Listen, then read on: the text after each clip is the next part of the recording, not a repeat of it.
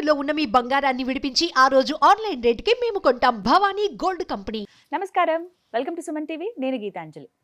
మనందరం ప్రశాంతత కోసం దేవాలయాలకు వెళుతూ ఉంటాం. దేవాలయానికి వెళ్ళగానే డైరెక్ట్గా స్వామి దగ్గరకో, శివయ్య దగ్గరకో, అమ్మవారి దగ్గరకో వెళ్లకుండా ముందు ప్రదక్షిణ చేసి వెళ్ళడం అనేది ఎప్పటి నుంచో మనం పాటిస్తున్నది. ప్రదక్షిణలో మిగతా ఏ దైవానికైనా సరే మనం ఒక విధంగా చేస్తామేమో, కానీ శివయ్య ఆలయాలకు వెళ్ళేటప్పుడు మాత్రం ప్రదక్షిణ చాలా విశేషంగా ఉంటుంది. ఈ విషయం మీరు సుమన్ టీవీలో ఆల్రెడీ వీక్షించుంటారు. ప్రముఖ జ్యోతిషులు బ్రహ్మశ్రీ నందిబట్ల శ్రీహరి శర్మ గారు ఏ విధంగా శివాలయంలో ప్రదక్షిణ చేయాలనే విషయం వివరంగా కొన్ని వీడియోల ద్వారా తెలియజేశారు. చాలా మందికి ఇంకొన్ని సందేహాలు ఉన్నాయి. ప్రత్యేకించి సోమవారాలు కావచ్చు, ఏమైనా విశేషమైన సందర్భాల్లో, ఇంకా విశేషం అంటే శివరాత్రి సమయంలో అసలు శివాలయంలో ప్రదక్షిణలు ఏ విధంగా చేయాలి, ఎందుకు చేయాలి ఈ విధంగా, అలాగే మన పురాణాల్లో ఈ ప్రదక్షిణాల గురించి ఏం చెప్పబడింది, ఈ వివరాలు తెలుసుకుందాం. వివరించేందుకు ప్రస్తుతం మనతో పాటు ఉన్నారు ప్రముఖ జ్యోతిషులు బ్రహ్మశ్రీ నందిబట్ల శ్రీహరి శర్మ గురువు గారు. వారితో మాట్లాడదాం. గురుగారు నమస్కారం అండి. వాగర్థావివ సంపృక్తౌ వాగర్థ ప్రతిపత్తయే జగతః పితరౌ వందే పార్వతీ పరమేశ్వరౌ. సదాశివసమారంభాం శంకరాచార్య మధ్యమాం అస్మదాచార్య పర్యంతం వందే గురు పరంపరాం. ఆదిత్యాయ చ సోమాయ మంగళాయ బుధాయ చ గురు శుక్ర శనిభ్యశ్చ రాహవే కేతవే నమః. శృంగేరి జగద్గురు పీఠాధిపతులకి, కంచి పీఠాధిపతులకి నమస్కారములు తెలియజేసుకుంటూ కార్యక్రమాన్ని ప్రారంభిద్దాం. గురువుగారు, మరొకసారి సందేహం మీ ముందు పెట్టేశానండి. మీరు ఇంతకుముందు వివరించారు అసలు ఎలా చేయాలి ఏంటంటే. ఇంకొంతమంది ఇంకాస్త సందేహాలు అడుగుతూ ఉన్నారు. ప్రదక్షిణ ఇలా చెయ్యొచ్చా అసలు? కొంతమంది ఏమో ఎందుకు ఈ విధంగా చేస్తున్నారని ప్రశ్నిస్తున్నారట.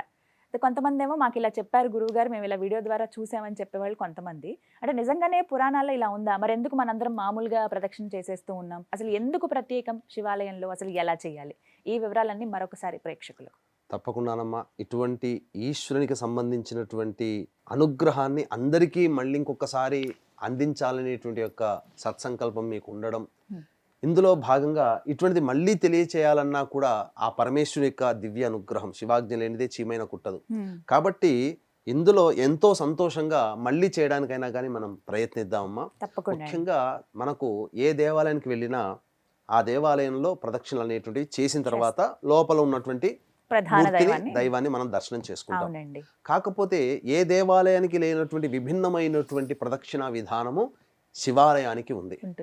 కాబట్టి శివాలయానికి ఎప్పుడు వెళ్ళినా, ఏ రోజులో వెళ్ళినా, మనసు పుడితే అందరూ ఆ టైంకి వెళ్ళిపోతారు. శివయ్య నువ్వు తప్ప ఇంకా వేరే దిక్కు లేదయ్యా అని చెప్పేసి ఆర్ద్రతమైనటువంటి హృదయంతో తమ ఆర్తనాదాన్ని ఆ ఈశ్వరునికి వినిపించడం, తద్వారా పరమేశ్వరుని యొక్క అనుగ్రహం వల్ల సమస్య తీరడం అనేటువంటిది అనేక మంది జీవితాల్లో జరిగినాయి, జరుగుతున్నాయి, జరగబోతాయి కూడా. అయితే ఈ సోమవారాలు కావచ్చు, అలాగే పర్వదినాలు, పౌర్ణమి కావచ్చు, అమావాస్య కావచ్చు, మాస శివరాత్రి కావచ్చు, ఎవరి జన్మ నక్షత్రం ఉంటుందో ఆ జన్మ నక్షత్రం రోజున ఈ శివాలయంలో ప్రదక్షిణ విధానం అనేటువంటిది చేసుకోవడం. మహాశివరాత్రి అయితే ఇంకా చెప్పనవసరం లేదు. అందరూ కూడా వెళ్తారు, కుల మత విచక్షణ లేకుండా అందరూ కూడా శివాలయానికి వెళ్ళి ఒక్కసారి దర్శనం చేసుకుని వస్తారు.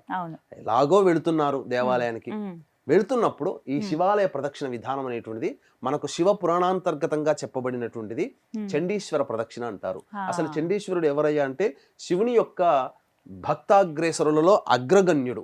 గత జన్మ పుణ్యవశాత్తు ఈశ్వరానుగ్రహం వల్ల ఆయనకి అర్చించినటువంటి ప్రతి ద్రవ్యం ఏదైతే ఉంటుందో ఆ ద్రవ్యం మీద హక్కు అతనికే ఉంటుంది. అందుకనే ఎవరైనా శివాలయానికి వెళ్ళినప్పుడమ్మా, పూజారి గారు కొబ్బరికాయ ఇచ్చినా, పండిచ్చినా, పుష్పం ఇచ్చినా అది తీసుకొని ఇంటికి డైరెక్ట్గా రాకుండా ఈ యొక్క గర్భాలయము తర్వాత అభిషేక జలాలన్నీ వెళ్ళేటువంటి ప్రదేశము సోమసూత్రం అని అంటారు.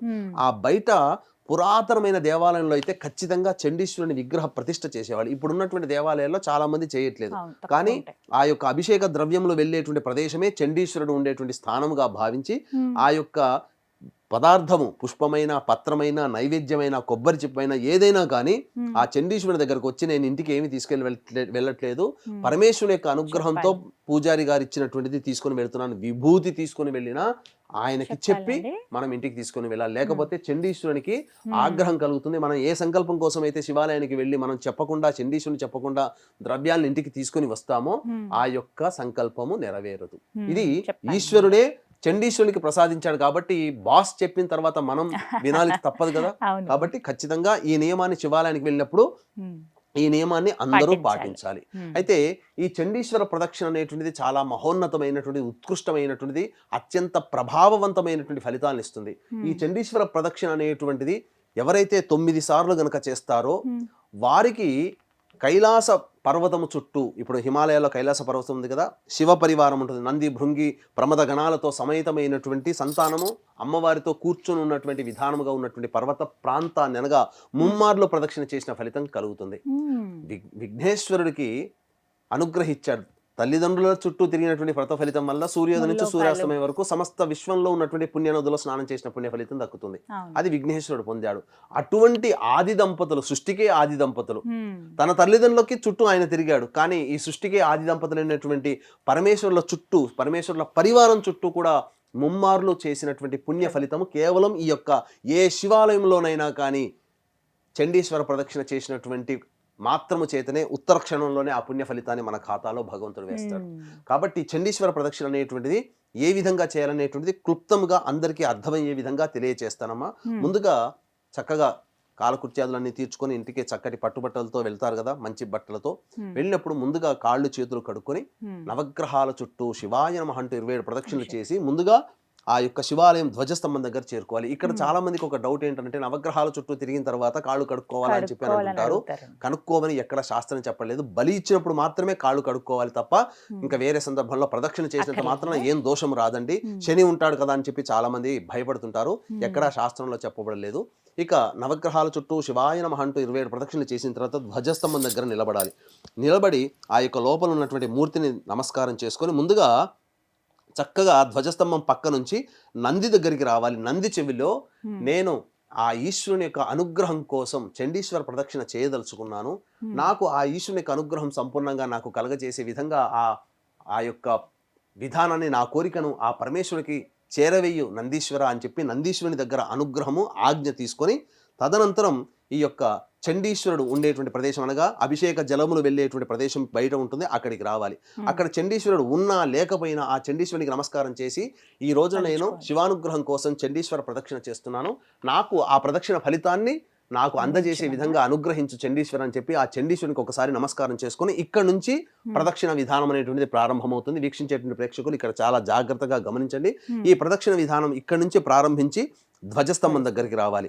ధ్వజస్తంభం దగ్గర నిలబడి ఒక 2 సెకండ్లు గనక మనం చూసి ఆ ఈశ్వరునికి నమస్కారం చేసుకొని ఇక్కడ నుంచి మళ్ళీ ఈ విధంగా ప్రదక్షిణ చేసి మళ్ళీ చండీశ్వరుని దగ్గరికి రావాలి. చండీశ్వరుని దగ్గరికి వచ్చిన తర్వాత మళ్ళీ అక్కడ చండీశ్వరునికి ఒకసారి నమస్కారం చేసుకొని మళ్ళీ వెనక్కి తిరిగి మళ్ళీ ఈ విధంగా ధ్వజస్తంభం దగ్గరికి రావాలి. వచ్చి ఈశ్వరుని దర్శనం చేసుకోవాలి. కనుక లోపలికి పోవద్దు, ఇక్కడి నుంచి నమస్కారం చేసుకొని ఆ విధంగా మళ్ళీ చండీశ్వరుని దగ్గరికి రావాలి. ఇక్కడ చండీశ్వరుని దగ్గరకు నమస్కారం చేసుకొని మళ్ళీ ఈ విధంగా చండీశ్వరుని దగ్గర నుంచి మళ్ళీ ధ్వజస్తంభం దగ్గర మళ్ళీ ఈశ్వరునికి నమస్కారం చేసుకొని మళ్ళీ చండీశ్వరుని దగ్గరికి రావాలి. ఇలా వీక్షించేటువంటి ప్రేక్షకులు గమనించాల్సినటువంటిది ఈ యొక్క మహాశివరాత్రి సందర్భంగా పవిత్ర మహిమాన్వితమైనటువంటి కాశీక్షేత్రంలో జాతకరీత్యా కలుగు విద్య, వివాహ, ఉద్యోగ, దాంపత్య, సంతాన, అనారోగ్య సమస్యల నివారణకి, అలాగే ఈ యొక్క గత జన్మ కర్మదోషాలు ఉండడం వల్ల ఈ సమస్యలు అనేటువంటివి బాధిస్తాయి. కాబట్టి కర్మదోష నివారణ పూజలు, హోమాలు, మరియు 2025 సంవత్సరం మొత్తం కూడా ఈ సంబంధించినటువంటి శనిదోషం అన్ని రాష్ట్రాల వారికి ఉంటుంది. కాబట్టి శనిదోష నివారణ హోమాలు అనేటువంటివి ఈ 26వ తారీఖు రోజున మరియు 28వ తారీఖు రోజున అమావాస్య వెళ్ళిన తెల్లారి ఈ యొక్క కాశీ క్షేత్రంలో జరిపించడం జరుగుతుంది. పర్ హెడ్ 3,100 రూపాయలకి. అలాగే శివరాత్రి రోజున ఈ సంబంధించినటువంటి రుద్రపారాయణాలు, అభిషేకాలు కూడా జరపబడతాయి. అవకాశం ఉన్న వాళ్ళు కార్యక్రమ తదనంతరం కాంటాక్ట్ చేసి మీ గోతనామాలు నమోదు చేసుకోవచ్చు. మీ యొక్క సంకల్పం ఏదైతే ఉంటుందో వచ్చే శివరాత్రి కల్లా మీ యొక్క సంకల్పం ఆ పరమేశ్వరుని యొక్క దివ్యానుగ్రహం వల్ల తీరుతుంది అని చెప్పడంలో ఏమాత్రం సందేహం లేదు. ఇక ఇక్కడ దగ్గర చండీశ్వరుని దగ్గరికి వస్తాం కదా, ఈ విధంగా మళ్ళీ చండీశ్వరుని దగ్గర నుంచి నమస్కారం చేసుకొని మళ్ళీ ప్రదక్షిణ విధానంగా ఈ విధంగా వచ్చి మళ్ళీ ధ్వజస్తంభం దగ్గరకు వచ్చి నమస్కారం చేసుకోవాలి. నమస్కారం చేసుకొని చండీశ్వరుని దగ్గరకు వచ్చి అప్పుడు మళ్ళీ ధ్వజస్తంభం దగ్గరకు వచ్చి అప్పుడు ఆ ధ్వజస్తంభం పక్క నుంచి ఈ విధంగా ఈ నంది నుంచి దాటి ఈ విధంగా గర్భాలయంలోకి ఈశ్వరునికి చేరుకొని ఈశ్వరునికి గర్భాలయ ప్రవేశం అవకాశం ఉంటే గర్భాలయంలోకి వెళ్ళి ఈశ్వరునికి నమస్కారం చేసుకొని చక్కగా మీ యొక్క సంకల్పాన్ని చెప్పుకొని ఎలా అయితే మనం నంది పక్క నుంచి వచ్చామో అదే విధానంగా మళ్ళీ మనం వెనక్కి తిరిగి రావాలమ్మా. చాలా మంది చేసేదంటే ఇక్కడ నంది నుంచి ఇక్కడ నందికి ఎదురుగా నిలబడి ఇలా వచ్చేసేస్తారు బయట. కానీ నంది కోరుకున్నటువంటి కోరిక ఏంటంటే సదా నిన్ను ధ్యానించే అవకాశాన్ని నన్ను కల్పించమని అన్నారు. కాబట్టి శివలింగానికి ఎదురుగా ఎప్పుడు నంది ఉంటాడు, ధ్యాన నిమగ్నుడై ఉంటాడు. కాబట్టి ఆ మధ్యలో మనం గనక వెళితే డిస్టర్బ్ అవుతుంది. కాబట్టి నందీశ్వరునికి ఆగ్రహం కలుగుతుంది. తద్వారా శివాలయంలో ఏ కోరిక కోసమైతే శివాలయం వెళతామో ఆ శివుడు కూడా ఏమీ చేయలేడు. నందీశ్వరుని యొక్క ఆగ్రహం వల్ల రావణాసురుడు కూడా కైలాస పర్వతం లోపలికి వెళ్ళలేకపోయాడు కదా, వెళ్ళలేకపోయాడు. నందీశ్వరుని యొక్క ఆజ్ఞ లేనిదే. అవును. కాబట్టి నందికి కోపం కలిగించకుండా ఆ విధంగా వెనక్కి తిరిగి ఇంటికి రావాలమ్మా. ఈ విధంగా ఎవరైతే చేస్తారో, ఉమ్. ఈ విధంగా అంటే సింపుల్ గా ఏమీ లేదమ్మా. సింపుల్ గా చెప్పాలంటే చండీశ్వరుని దగ్గర నుంచి ప్రవేశం చేసి ఈ విధంగా ఒకటి మళ్ళీ వెనక్కి చండీశ్వరిని దాటకూడదు ఆ, అంతే కదండి. చండీశ్వరుని దగ్గర నుంచి ప్రదక్షిణ చేసి ఇలా మళ్ళీ ఉండి వెనక్కి. మళ్ళీ ఇలా ఒకటి, మళ్ళీ ఇలా ఉండి మళ్ళీ ఇలా ఇలా రెండు, ఎన్ని ప్రదక్షిణలు చేయాలి గురువు గారు? ఇలా చేస్తే మూడు ప్రదక్షిణలు 3. చేయడంతో ఒక చండీశ్వర ప్రదక్షిణ అవుతుంది. ఈ విధంగా 3 సార్లు చేయడం వల్ల ఈ విధంగా 9 సార్లు గనక చేసినటువంటి వ్యక్తికి శివాలయం చుట్టూ 30,000 సార్లు ప్రదక్షిణ చేసినటువంటి పుణ్య ఫలితము ఆయన ఖాతాలో పడుతుంది. అంతకంటే మించి కైలాస పర్వతం చుట్టూ మనం అందరం కూడా డబ్బులు పెట్టుకొని వెళ్ళలేము కైలాస పర్వతానికి. కాబట్టి కైలాస పర్వతం చుట్టూ ప్రమద గణాలతో సమేతమైనటువంటి కుటుంబ పరివారతో సమేతమైనటువంటి పరమేశ్వరుని యొక్క పర్వతం చుట్టూ ముమ్మార్లు ప్రదక్షిణ చేసిన పుణ్య ఫలితం చండీశ్వర ప్రదక్షిణ వల్ల కలుగుతుంది. కాబట్టి మనకు సన్యాసులైతే ఒక ప్రదక్షిణ ఒక విధంగా, గృహస్థులు సవ్యాపసవ్యంగా తిరగవచ్చని చెప్పబడి ఉంది. కాబట్టి చక్కగా ఈ విధానాన్ని వీక్షించేటువంటి ప్రేక్షకులు అందరూ గమనించుకుంటే చండీశ్వరుని దగ్గర నుంచి ప్రారంభమై చండీశ్వరుని దగ్గర రావడానికి ఒకటి, ఆ విధంగా మళ్ళీ 2, 3 అంతే. ఈ విధానం 3 సార్లు మనం ప్రదక్షిణ చేసిన మొత్తం. మనము 3 సార్లు ఇలా చుట్టూ తిరిగేదానికంటే చండీశ్వరుని దగ్గరకు వస్తే చాలా సింపుల్. ఇక్కడ మనం ఏ దేవాలయానికైనా 3 ప్రదక్షిణలు చేస్తాం ఇలా, కానీ చండీశ్వరుని దగ్గరకు మాత్రం వెనక్కి వచ్చి చేయాలి. ఇలా ఒకటి, మళ్ళీ 2, 3 అయిపోగానే మళ్ళీ ఇక్కడికి వచ్చేసి దోసమ్మకు నమస్కారం వెళ్ళి చేస్తాం. నమస్కారం. అంతే సింపుల్, చాలా ఈజీగా ఉంది. చాలా మంది ఇప్పుడు ఆ విధంగా చేస్తున్నారు గురువు గారు. చేస్తున్నారు. మీరు చెప్పిన తర్వాత అది పాటించారు చాలా మంది. ఇంకొంతమందికి ఇంకా వివరంగా తెలియాలనే ఉద్దేశంతో మరొకసారి ఈ వీడియోలో గురువు గారు ఈ విధంగా వివరించారండి. మీరు దేవాలయానికి వెళ్ళినప్పుడు మాత్రం మర్చిపోకండి, శివాలయంలో ఈ విధంగా చేస్తే ఖచ్చితంగా శివయ్య అనుగ్రహం లభిస్తుంది అని చెప్తున్నారు. చాలా చక్కగా వివరించారు గురువు గారు. నమస్కారం అండి. సర్వం శ్రీ ఉమామహేశ్వర పరబ్రహ్మార్పణమస్తు.